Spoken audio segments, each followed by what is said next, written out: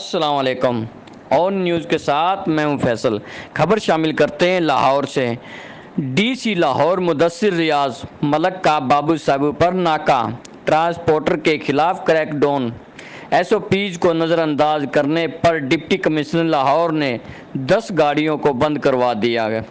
بھاری جرمانے بھی عائد کیے گئے۔ کورونا ایس او پیز پر عمل درآمد کے حوالے سے گاڑیوں میں موجود مسافر ایس او پیز کو نظر انداز کر رہے تھے۔ ڈی سی لاہور کی ہدایت پر فوری طور پر بابو صاحب پر گاڑیوں کو چیک کرنے کے لیے ناکہ قائم کر دیا گیا۔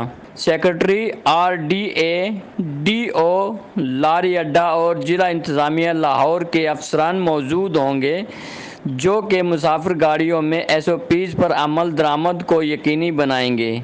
ایسی گاڑیاں جس میں مسافروں کی تعداد 50 سے زائد ہیں، ان کو بند کروایا جائے گا۔